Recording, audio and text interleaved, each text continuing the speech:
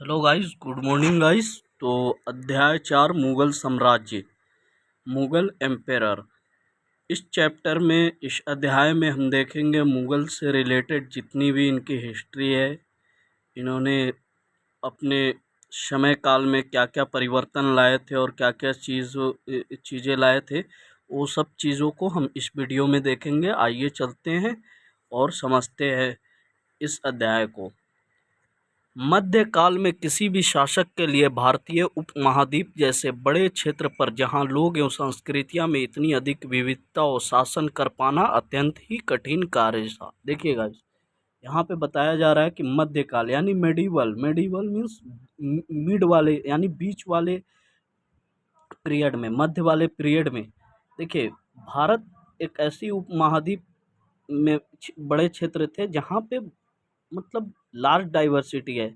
आज भी देखते हैं कि बहुत बड़ी डाइवर्सिटी, बहुत अधिक विविधताएं हैं यहाँ पे।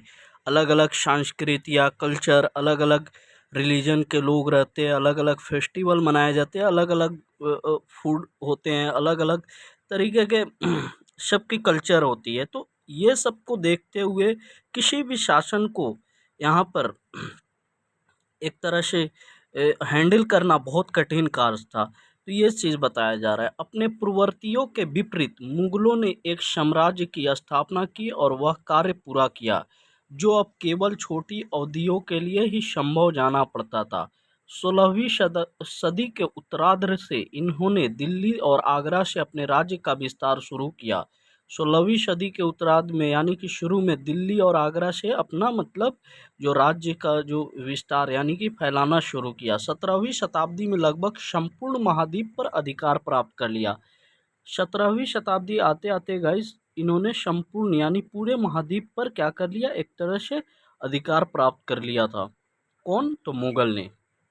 उन्होंने प्रशासन के ढांचे तथा शासन संबंधित जो विचार लागू किए वे उनके राज्य के पतन के बाद भी टिके रहे। देखिए गाइस, यहाँ पे बता रहे हैं कि उन्होंने जो भी एडमिनिस्ट्रेशन के ढांचे यानी कि जो भी तौर तरीके लाए थे, यानी प्रशासन के ढांचे, उससे शासन संबंधित जितने भी चीज़ लाए थे उसको उनके ख़त्म होने के बाद भी आज तक उसे फॉलो किया जाता है और आज भी टिके हुए है। यह एक ऐसी राजनीतिक धरोहर थी जिसके प्रभाव से उपमहाद्वीप में उनके पश्चात आने वाले शासक अपने को अछूत न रह सके।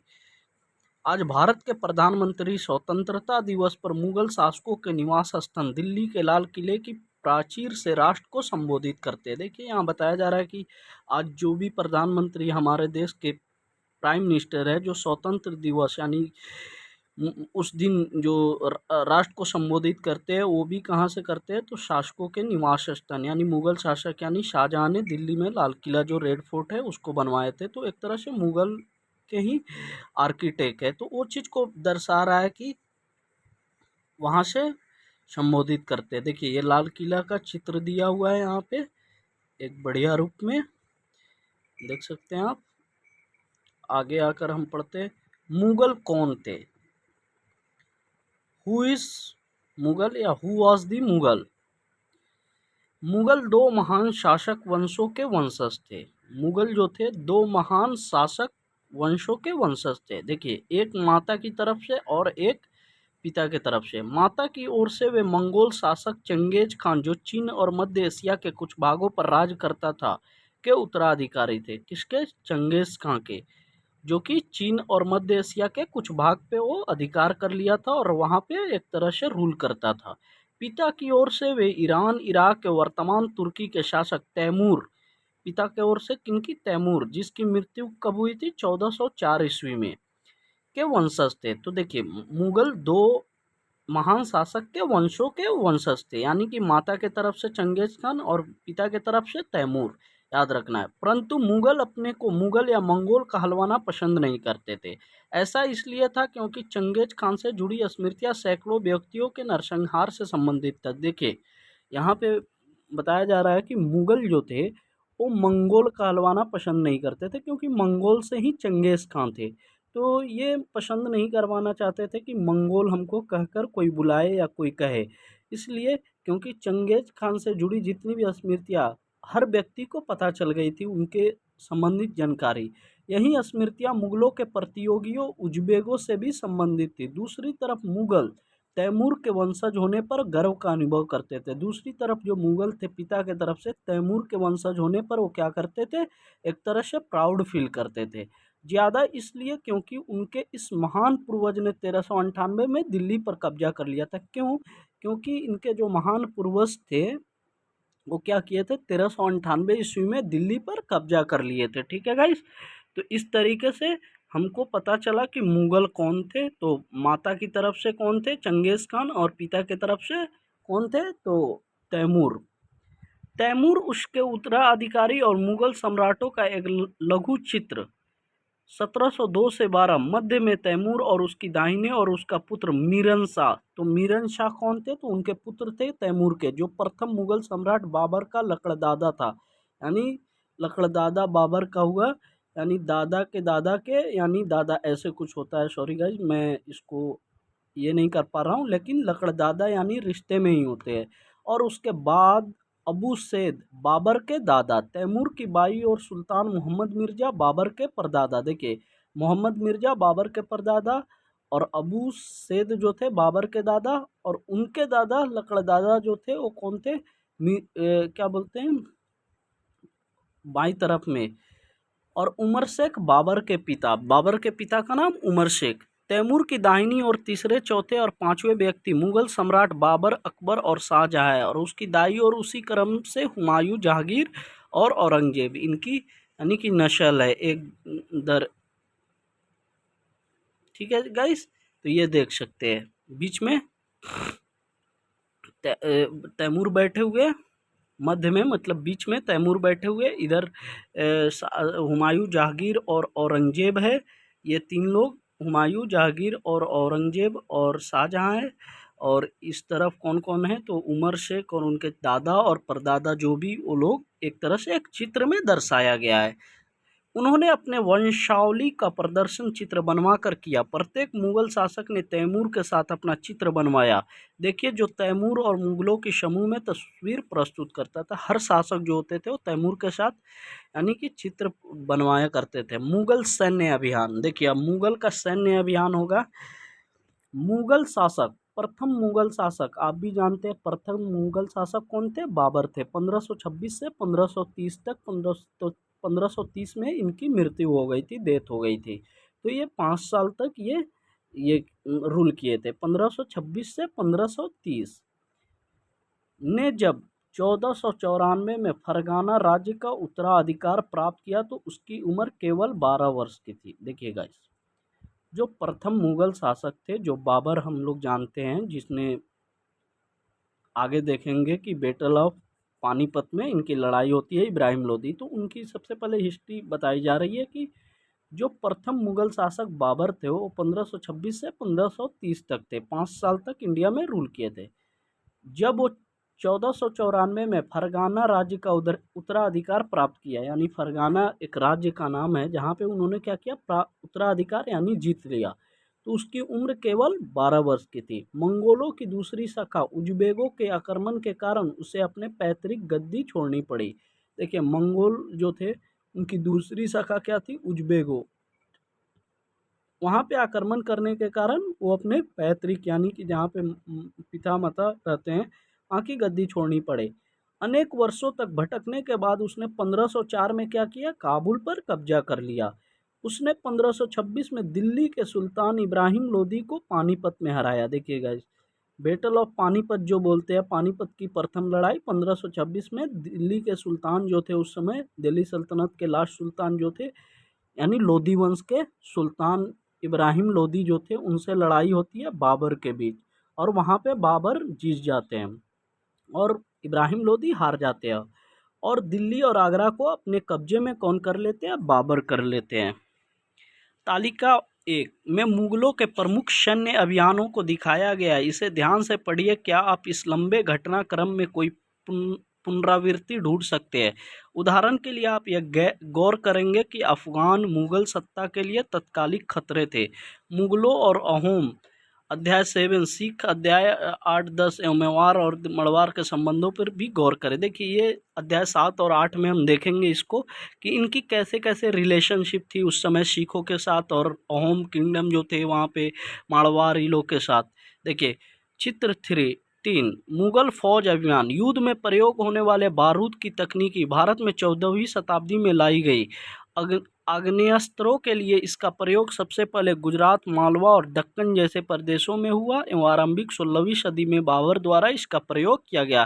तो बाबर द्वारा 16वीं शताब्दी में इसका पहली बार प्रयोग किया गया था। 16वीं शताब्दी के युद्धों में तोप और गोलीबारी का पहली बार इस्तेमाल हुआ था। देखिए गाइस उस समय तक तोप और गोलीबारी का तो कभी इस्तेमाल नहीं हुई थी, लेकिन बाबर के जो बैटल ऑफ पानीपत जो हुई थी पहली बार उन्होंने इंडिया में क्या हुआ था, हिंदुस्तान में एक तरह से तोप का यूज हुआ था। बाबर ने इनका पानीपत की पहली लड़ाई में प्रभावी ढंग से प्रयोग किया था। कहाँ यूज किया था तो याद रखना है, पानीपत की प्रथम लड़ाई। पानीपत एक जगह है जो कि हरियाणा साइड में है और वहाँ पे लड़ाई हुई थी इब्राहिम लोदी और बाबर के बीच, जिसको पानीपत का प्रथम युद्ध बोलते हैं। और यहाँ पे बाबर जीत जाते हैं और बाबर 5 साल तक रूल करते हैं, 1526 से 1530। उसके बाद इनके लड़के हुमायूं आएंगे। आइए देखते हैं आगे। तालिका 1 मुगल सम्राट, प्रमुख अभियान और घटनाएं। देखिए प्रमुख जो भी इम्पोर्टेंट अभियान और घटनाएं हैं उसके बारे में दिया है। बाबर 1526 से 1530 तक इन्होंने रूल किया था। कितने साल? 5 साल तक। 1526 में पानीपत के मैदान में इब्राहिम लोदी एवं उसके अफगान समर्थकों को हराया। इब्राहिम लोदी वहीं थे जो कहाँ के थे तो अफगान यानी कि अफगानिस्तान के थे। उनको 1526 में पानीपत के मैदान में हराया गया। किसके द्वारा? बाबर के द्वारा। दूसरी देखिए 1527 में खानुआ में राणा संगा राजपूत राजाओं और उनके समर्थकों को हराया। देखिए 1527 में आते आते खानुआ का युद्ध हुआ, यानी बैटल ऑफ खानुआ भी बोलते हैं या खानुआ का युद्ध 1527 में याद रखना है गाइस। इनमें जो लीडर थे राणा संगा राजपूत राजाओं और उनके समर्थकों को भी हराया। फिर आगे चलते हैं 1528 में इन्होंने बैटल ऑफ चंदेरी, जिसको चंदेरी की लड़ाई बोलते हैं, उसमें भी राजपूतों को हराया। अपनी मृत्यु से पहले दिल्ली और आगरा में मुगल नियंत्रण स्थापित किया। और ये अपनी मृत्यु से पहले दिल्ली और आगरा में क्या किया? मुगल को नियंत्रण स्थापित कर दिया। तो याद रखना है बाबर कितने युद्ध लड़े थे तो 1526 में बैटल ऑफ पानीपत पहली, 27 में खानुआ का युद्ध जिसमें राणा संगा लीडर थे और राजपूत शासकों को उन्होंने हराया था, 1528 में चंदेरी। फिर इनके बाद देखिए हुमायूं 1530 से 1540 एवं 1555 से 1556। इसमें बीच में कौन आएंगे तो शेर शाह सूरी कुछ दिनों तक रूल करेंगे, इसलिए 1530 से 40 है, 40 से एक ही बार 55 से 56 है। 1540 से 55 के बीच में जो रूल करेंगे वो शेर शाह सूरी।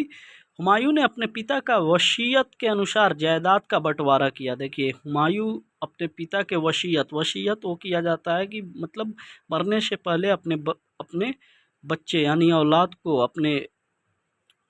औलाद को क्या किया जाता है, बताया जाता है कि जो भी जायदाद है उसको बंटवारा किए या कोई भी चीज़ से रिलेटेड बताया जाता है उसको वसीयत बोलते हैं। एक वसीयत कर कर जाना। प्रत्येक भाई को एक प्रांत मिला।